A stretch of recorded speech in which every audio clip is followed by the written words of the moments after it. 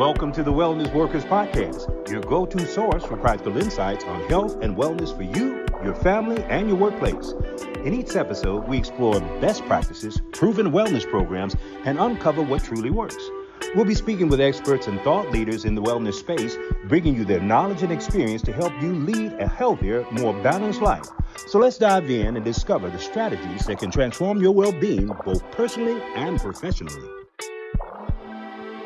Welcome to the Wellness Worker Podcast. I have the rare privilege to be here with, Sergeant? It is. Sergeant Candis. Candis, can you tell us about who you are, what you do, and what organization that you work with? Well, I work for Cabarrus County Sheriff's Office. I've been with the Sheriff's Office since 2003. This is really my only adult job I've ever had. I stuck around because they've treated me real good, just to be quite honest. And there's been lots of opportunities, and it's been a good run so far. I hope to be able to finish it out here eventually. But so currently I am assigned to the training division, and I am over all things wellness at our department. And I still assist with other like hiring process, screening people, interviews, things like that. And like anyone else that works at a police department or a sheriff's office, we wear many hats. So I do a lot of instructing and teaching in different areas. And stay very busy. But my main job is keeping everybody on the right path to wellness so that we can not just survive in this job every day, but we need to thrive. It's not just about surviving. Right. It's, you don't want to just be tortured for 30 years until you retire and then enjoy it. Like, we need to be enjoying life now and being healthy and spending time with our families and our children. And so this now is really important. So that's really just my goal when I show up every day. And I'm always just trying to be very innovative and come up with different ideas on how to help people, because I don't have a huge budget. I'm not working with a whole lot of money.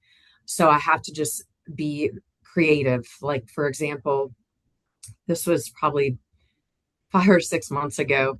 We got a notification from the county maintenance people that the elevator was going to be out of commission for 3 days.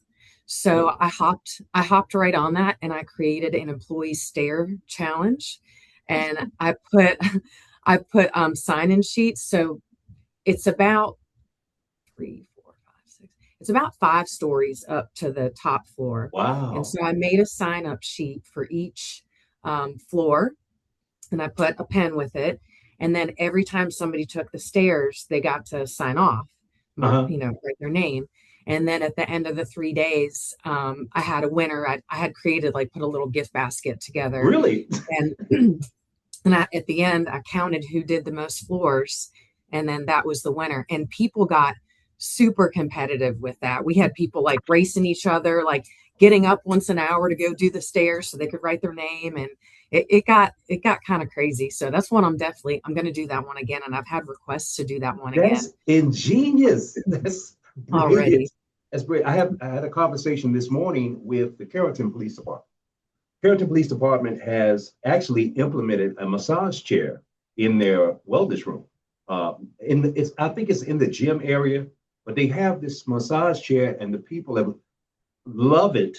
They've gravitated toward it because it's the kind of therapy that you don't have to do anything to receive the benefit from, right?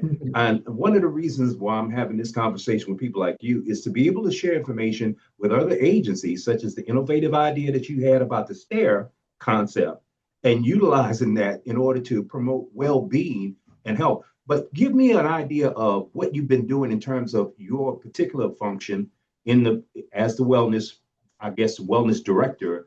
What kind of other solutions have you been deploying that has impacted the officers in your facility?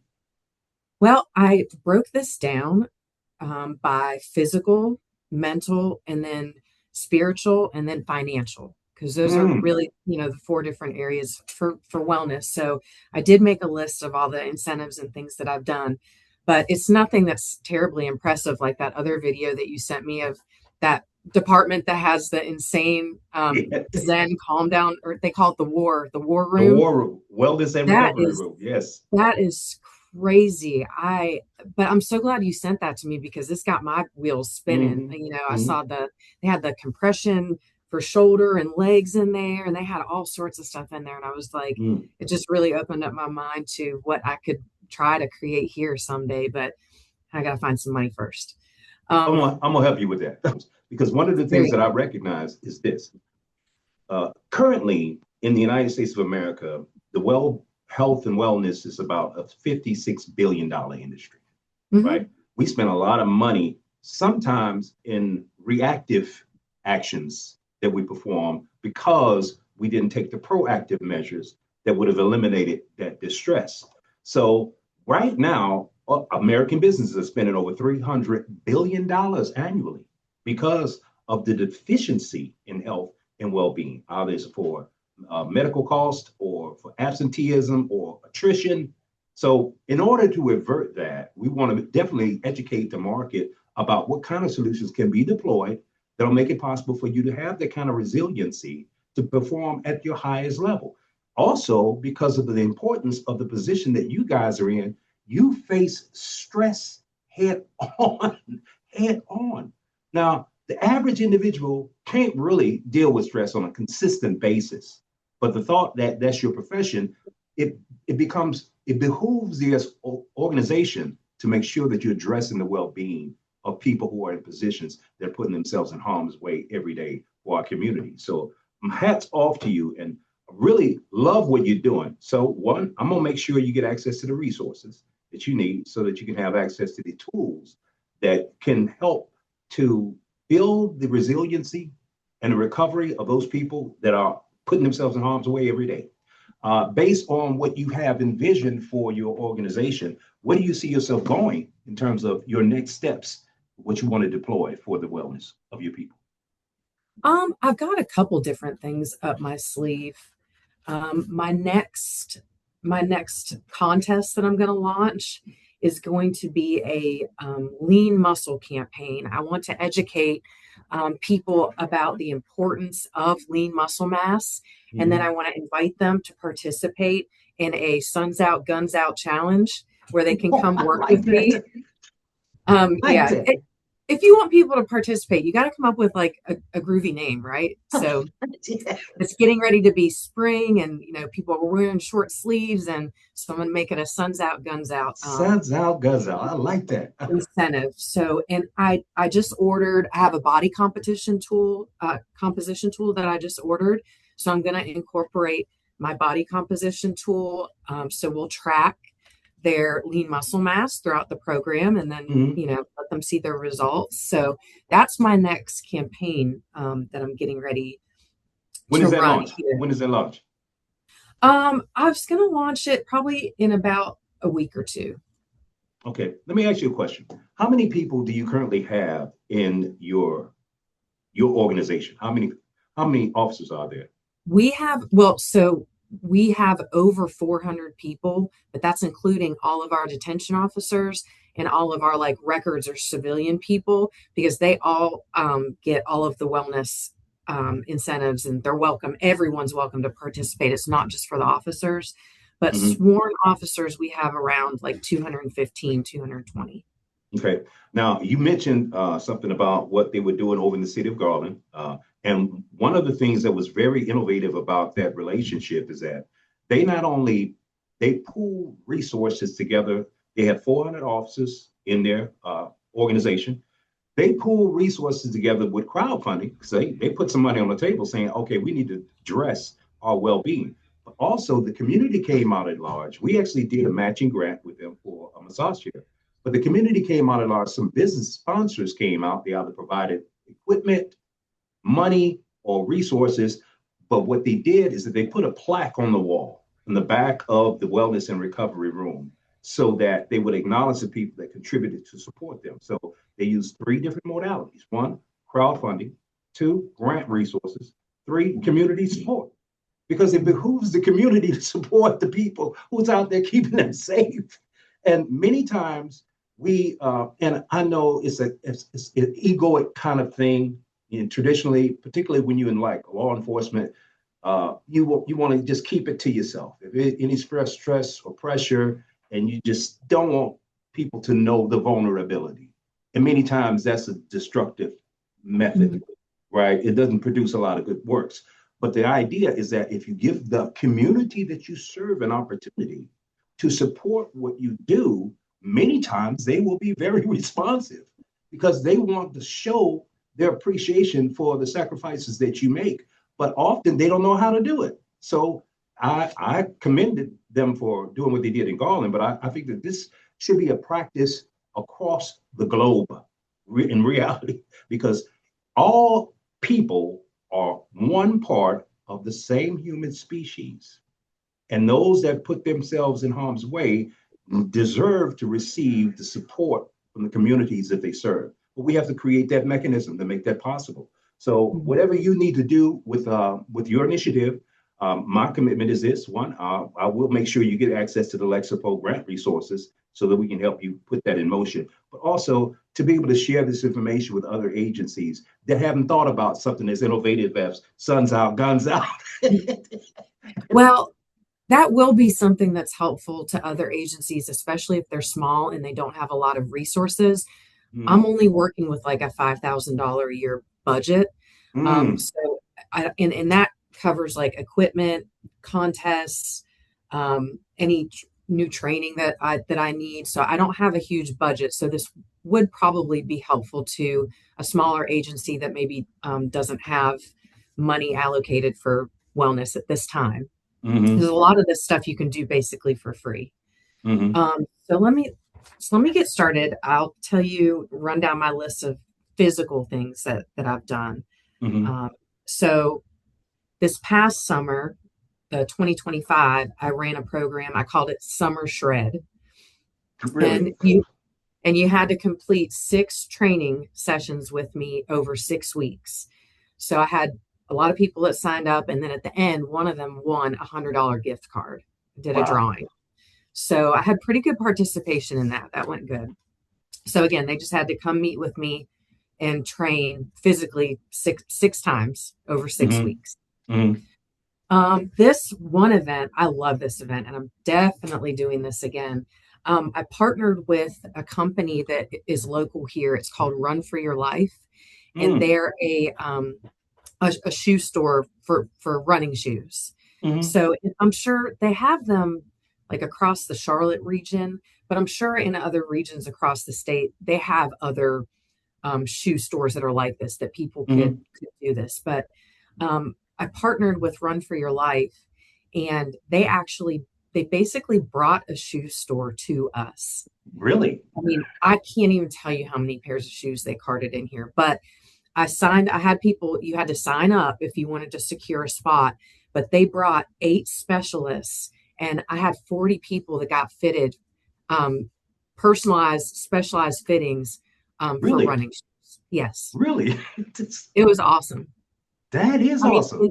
And they loved it too, because they told me at the end of the event, they had just done as much sales as they would do on like a typical Saturday.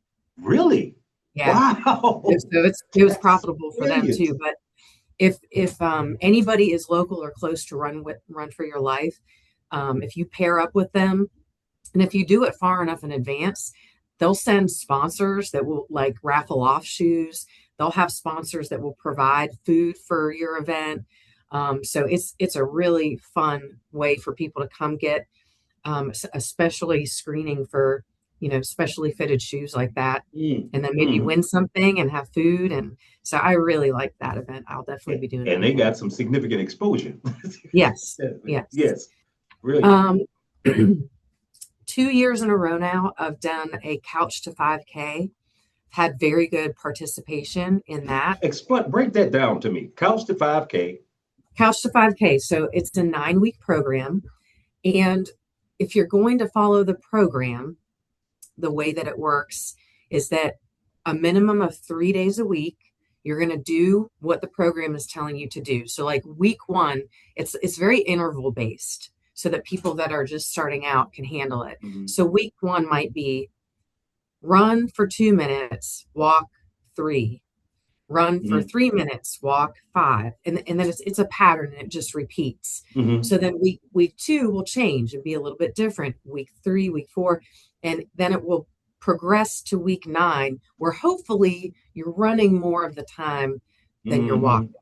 Mm-hmm. But when I pushed this out, it was my goal to be super inclusive to people that didn't even think that they could run, because my overall goal was just taking someone that was sedentary and making them not sedentary anymore. Mm-hmm. So when I marketed it, I said, you don't have to jog one step in the entire 9 weeks. If you would like to come and walk 3 days a week for nine Mm-hmm. weeks, I invite you to do that.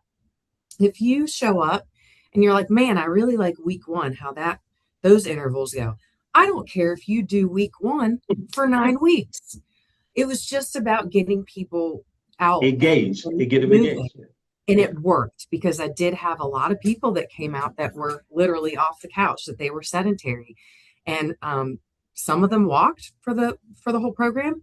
Some of them started to jog a little bit and actually liked it. Mm. So Mm. um, that is definitely, every year I'll do Couch to 5K because people Mm. are liking it. I'm participating in it and asking if there's going to be one next year. And I would say, Really? and again, that's free.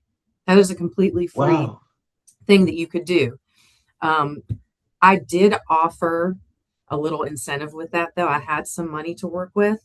So I told them if they completed the 9 week program and then they had to sign up for and run a 5K, they got a $50 Amazon card. Mm.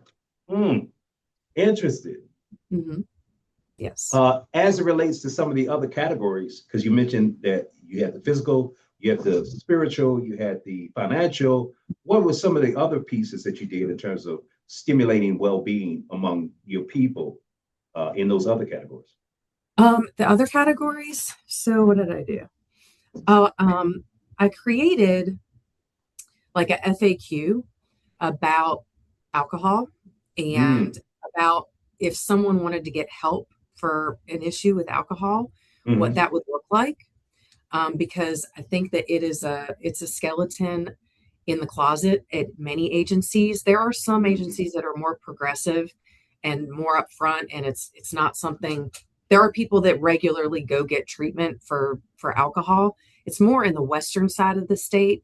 In the Piedmont where we are, those are skeletons that are still well shut into closets, and I would like to help get them out of the closet, because I think it's important for people to know, if I want to get help, these are my choices. Mm-hmm. This is what's going to happen. I'm not going to lose my job. I'm not going to be shunned Mm. and lose my position. And so I felt like it was really important to get that information out to people. So Mm. I put out a FAQ. For the last 2 years, 2025 and 2026, I followed and pushed out all of the First Responder Wellness Week information.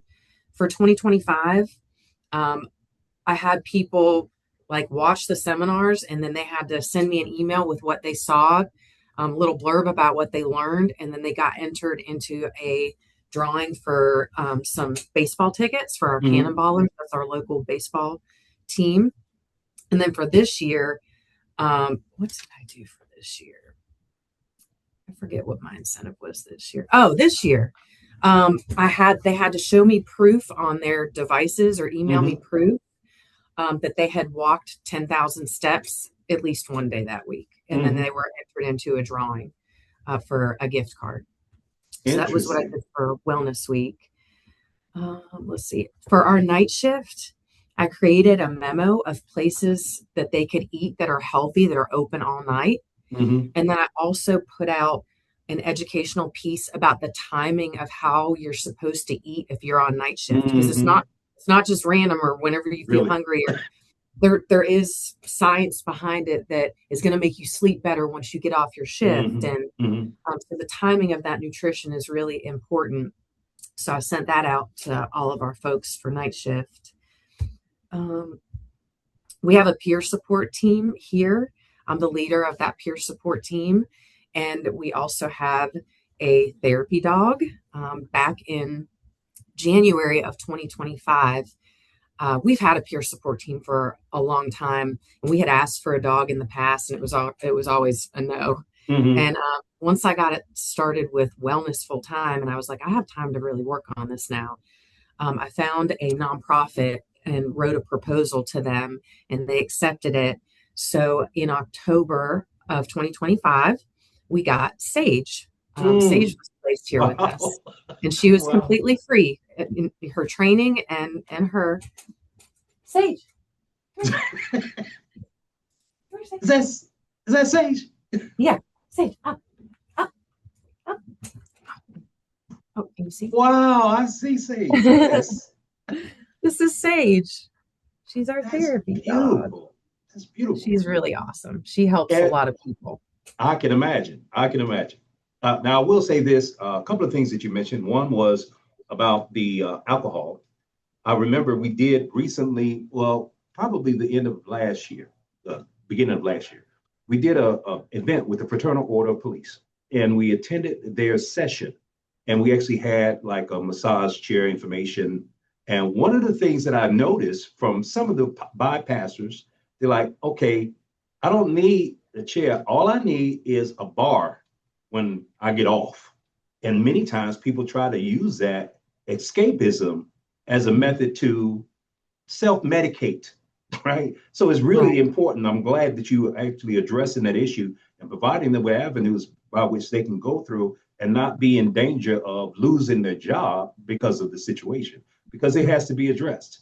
But that's very real. The Mhm. concept of what you're doing right now with the support animal, those are very energetically impactful moves that you're making. So I commend you. I think you're very innovative in terms of the solutions Thank that you're you. coming up and implementing. And my commitment to you is to make sure that we do what we need to do to get the additional resources that you need. Because last week, I think I was on the phone with probably over 100 departments. All each Mhm. department I was on the call with had over $500,000 in grant money. Had over $500,000 in grant money Wow. that they received either from like the Justice Department, federal, state, or resources. One of the things that I've discovered, and I was oblivious to this until I started investigating, is that in terms of the stress levels, corrections is at the apex. Just beneath corrections is going to be 911. Hmm. Then you have police, then fire in terms of stress levels, because the corrections, they're living in that space. Hmm. It's like you can't get away from it. 911 is a constant emergency. But the reality is that we need to be addressing this because the human resources are our most valuable asset. And if we don't really appreciate and respect those resources, then we shoot ourselves in the foot. So I really appreciate you taking out this time to share with us. If there were anything that you could share with our audience that they may take away like a jewel of truth, what would you speak to the other agencies that may be looking at addressing wellness needs? I think that even if you don't have a person that, we're privileged enough where this is my position and this is what I get to do all the time. But I think a way I've been really able to help people is through, I do personal consultations with them for nutrition and fitness. And people do not know how to eat. I know that might sound Mm, really silly, but like mm, people literally don't know how to fuel their bodies. And I would say that two-thirds of the people that I'm meeting with are starving. They mm, are consuming, and these people have a big job to do, right? They got to be mm-hmm, fueling their bodies the right way. People don't know how to eat, and it's because the health and fitness industry is makes so much money off of everyone. If someone has this supplement to sell you, or this mm-hmm, bar, or do this crazy diet, or do this crazy exercise, or it's too noisy for people, mm. and they don't know what to do, so they just think, I'm just going to not eat, or I'll eat. You would be shocked. I'll eat once a day. I call that a snake meal. We're not snakes. We got to eat. You can't just have one big meal once a day. No snake meal. Um, Wow. if you could have a department that has someone that is passionate about nutrition and fitness, send that person to get educated so that they can help the others. Because obviously, if most departments are not going to hire a registered dietitian Mm-hmm, to help their people figure mm-hmm, things out. but it's not that expensive to send somebody to go get the Mm, nutrition certification from the National Academy of Sports Medicine, mm, um, and send them to go get certified uh, through North Carolina Justice Academy as a mm, personal trainer, and then allow that person, certain number of hours a week to meet with folks and try and help them and do these consults, because I really feel like that has been the biggest impact that I've been able to have on people, is helping them feel better, because you don't mm, feel good when you're not eating right like that. You're right. And over the last 2 years, just obviously, I keep up with these people. They don't just disappear once I'm done with them. I follow up, and so I know who's been successful, and I know which ones have made um, huge leaps and bounds of success with trying to change their lifestyle. But if you could have someone that would specialize and help folks with their nutrition and their fitness, I think that's a Mm. big key. That's a powerful, powerful statement. Sergeant Elwood, I want you to know how grateful I am for you taking out this time to share with us the things that you're doing. And I can see you a rising star in this space because you innovative. You got some innovative ideas. With that said, I will sign off for this episode of Wellness Workers Podcast. That's a wrap for this episode of the Wellness Workers Podcast. We hope you found valuable insights to support your health, your loved ones, and your workplace. Remember, wellness isn't just a trend, it's a lifestyle. Stay tuned for more expert advice and real-world strategies to help you thrive. If you enjoyed this episode, be sure to like, subscribe, share, and leave us a review. If you're a wellness worker and would like to share your story or best practices, please get in touch with me. Until next time, stay well and take care.